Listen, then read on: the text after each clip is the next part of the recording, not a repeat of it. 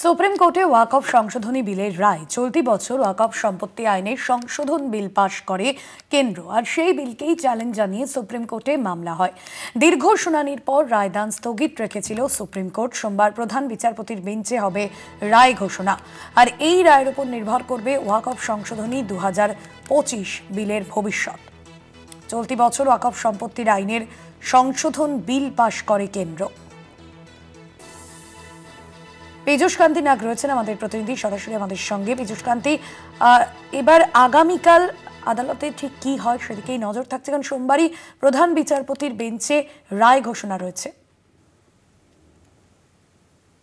দেখো, আগামীকালের রায়ের বিষয়ে যদি পর্যালোচনা করতে হয় তাহলে সুপ্রিম কোর্টে ওয়াকফ মামলার শুনানি চলাকালীন প্রধান বিচারপতি আইনজীবী কপিল সিব্বাল এবং সলিসিটর জেনারেল তুষার মেহতা সহ আইনজীবীরা কি উপস্থাপনা করেছিলেন সেইগুলিকে যদি একটু পর্যালোচনা করা দেখা যায় তাহলেই বোঝা যাবে যে এই 2025-এর সংশোধনী ওয়াকফ সংশোধনী আইন কেন সুপ্রিম কোর্টে চ্যালেঞ্জ হয়েছিল এবং বিচারপতিরাও এ প্রসঙ্গে কি কি বিষয়গুলি মন্তব্য করেছিলেন।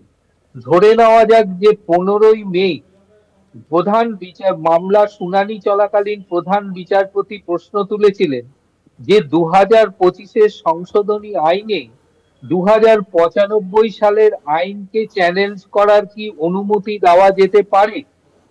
তখন এছাড়াও প্রধান বিচারপতি বলেছিলেন যে বিষয়টিকে গুলিয়ে ফেললে চলবে না।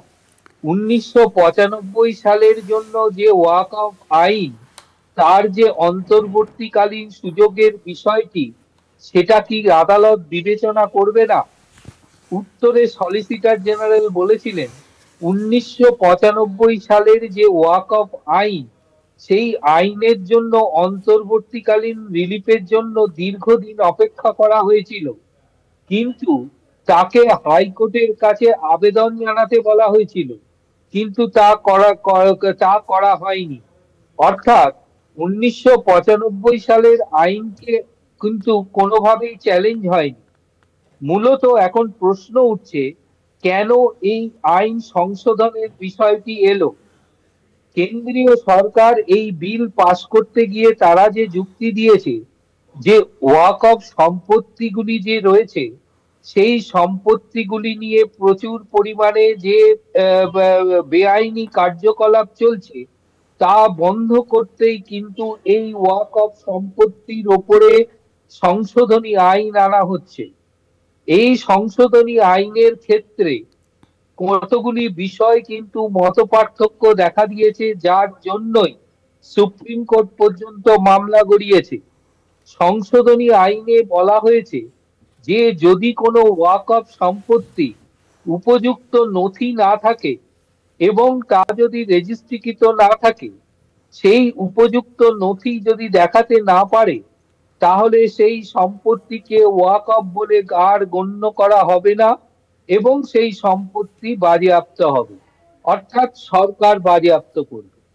পাশাপাশি ওয়াকফ আইনে সংশোধনী আইনে যে মোতোয়ালি প্রথা ছিল, অর্থাৎ ওয়াকফের পূর্বের আইন অনুযায়ী যে কোনো সম্পত্তির যে কমিটি থাকতো, সেই কমিটির মধ্যে একজনকে মোতোয়ালি হিসাবে রাখা হতো যে নাকি অ্যাডমিনিস্ট্রেশনের কাজ করত, এবং এই মোতোয়ালি ছিল প্রধান। এখানে নতুন সংশোধনী আইনে বলছে যে না, এই আইনের নতুন আইন অনুযায়ী মোতোয়ালির ওপরে একজন কালেক্টর বসানো থাকছে যে নাকি সরকারি প্রতিনিধি। এছাড়াও 12 জনের একটি কমিটি গঠন করা হচ্ছে। সেই কমিটিতে প্রাক্তন বিচারপতি থাকছেন, সরকারি আধিকারিক থাকছেন এবং মুসলিম সম্প্রদায়ের যারা কমিটিতে থাকছেন তারা থাকছেন এবং মোতোয়ালিও থাকছেন। এখন প্রশ্ন উঠছে বিরোধের জায়গা এই জায়গাটাতে, এই যে কমিটি গঠন করা হয়েছে সেই কমিটিতে সম্পূর্ণ পাওয়ার হচ্ছে কালেক্টরের কাছে।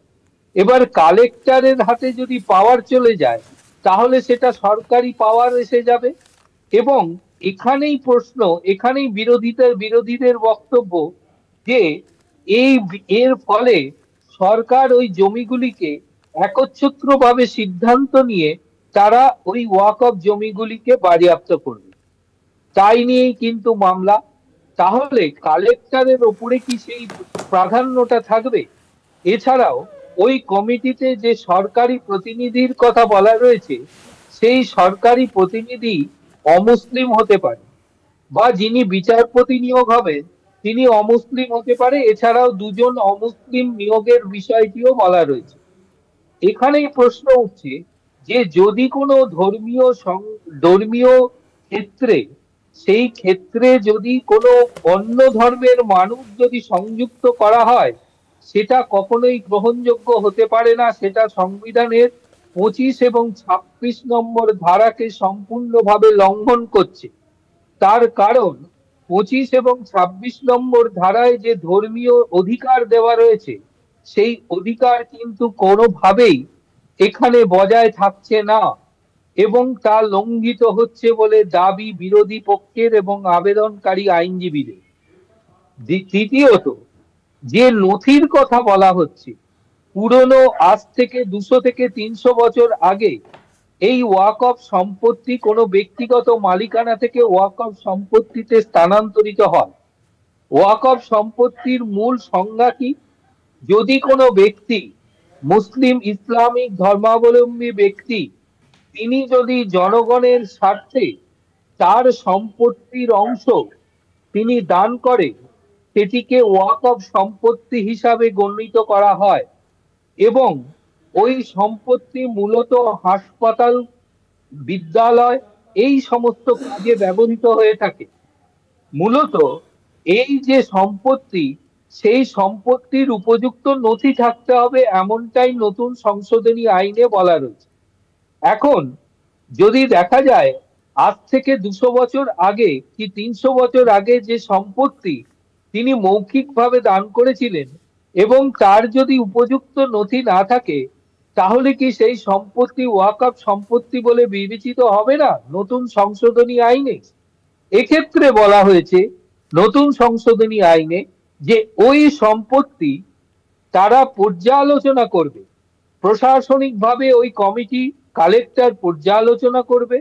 পর্যালোচনা করে যদি উপযুক্ত নথি না থাকে, তাহলে তিনি এই সম্পত্তিকে ওয়াকফ সম্পত্তি হিসাবে গণ্য নাও করতে পারে, এবং সেই সম্পত্তি বাজেয়াপ্ত করতে পারে সরকার। এখানে আইনজীবীরা উদাহরণস্বরূপ বলেছে, ধরা যাক তাজমহলের যদি উপযুক্ত নথি না থাকে, তাহলে কি তাজমহলকে আজকে ওয়াকফ বা ওই সম্পত্তি হিসাবে গণ্য করা হবে না? বা ওই ধরনের কোনো হাসপাতাল বা কোনো শিক্ষা প্রতিষ্ঠান যেগুলি ওয়াকফ সম্পত্তির মধ্যে রয়েছে, সেগুলি কি সেইভাবে, বা মসজিদ যেগুলো রয়েছে, সেগুলোকে কি তাহলে ওয়াকফ সম্পত্তি হিসাবে গণ্য করা হবে না যদি উপযুক্ত নথির অভাব থাকে? এখানে আরেকটি প্রশ্ন উঠেছে, সেটি হচ্ছে ওয়াকফ সম্পত্তির রেজিস্ট্রিকরণ। সাধারণত ওয়াকফ সম্পত্তির পূর্বের আইন অনুযায়ী রেজিস্ট্রি করার একটি নিয়ম, নথিভুক্তিকরণের একটি আইন ছিল।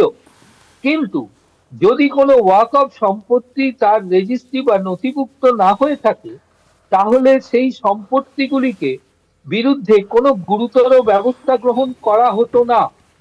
কিন্তু বর্তমান সংশোধনী আইন অনুযায়ী সেখানে যদি কোনো সম্পত্তি রেজিস্ট্রিকৃত না থাকে, তাহলে তাদের বিরুদ্ধে উপযুক্ত ব্যবস্থা গ্রহণ করা হবে, বা তাদের একটি নির্দিষ্ট সময়সীমা দেওয়া হয়েছে, তারা অ্যাপিল করতে পারবে। কিন্তু সেই অ্যাপিলে তাদের পর্যবেক্ষণে দেখতে হবে যে তাদের নথি উপযুক্ত রয়েছে কিনা, এবং সেই মোতাবেকে তাদের সম্পত্তি ওয়াকফ কি ওয়াকফ নয় তা বিবেচনা করবে ওই কালেক্টর এবং ওই কমিটি।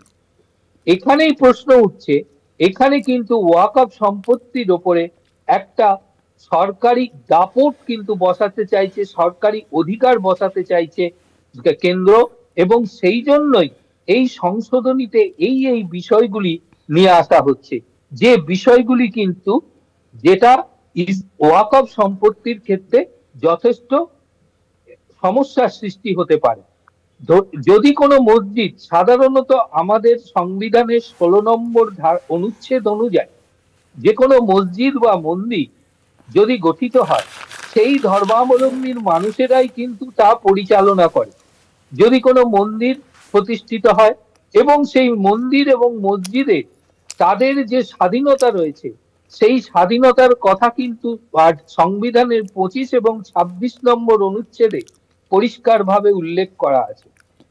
কিন্তু আবেদনকারী আইনজীবীদের দাবি যে নতুন সংশোধনী আইন অনুযায়ী যেহেতু অন্য সম্প্রদায়ের মানুষকে এখানে সংযুক্ত করা হচ্ছে, তাই এটা সংবিধানকে লঙ্ঘিত করছে, সংবিধানের লঙ্ঘন হচ্ছে। এইভাবে কিন্তু সলিসিটর জেনারেলের দাবি, এই আইন যদি ইমপ্লিমেন্ট না হয় তাহলে ওয়াকফ নিয়ে, সম্পত্তি নিয়ে যে বেআইনি কার্যকলাপ চলছে তা কিন্তু বন্ধ করা সম্ভব নয়। সেক্ষেত্রে সুপ্রিম কোর্ট কিন্তু দুটি বিষয়ের ওপর বিশেষভাবে নজর দিয়েছে এবং সুপ্রিম কোর্টের যে অন্তর্বর্তীকালীন স্থগিতাদেশ, তাতে কিন্তু বিশেষভাবে উল্লেখ রয়েছে যে পূর্বের যদি কোনো ওয়াকফ সম্পত্তি সেগুলি যদি রেজিস্ট্রিকৃত না হয়ে থাকে, তাহলে এই মুহূর্তে কেন্দ্রীয় সরকার বা ওই কমিটি বা কালেক্টর তারা কিন্তু তাদের বিরুদ্ধে গুরুত্বপূর্ণ পদক্ষেপ গ্রহণ করতে পারবে না যতক্ষণ না সুপ্রিম কোর্টের উপযুক্ত নির্দেশিকা আসে। দ্বিতীয়ত, সুপ্রিম কোর্ট কিন্তু ওই কমিটির মধ্যে অমুসলিমদের যে নিয়োগ, সেই নিয়োগের বিষয়েও কিন্তু অন্তর্বর্তীকালীন নির্দেশিকা জারি করেছে।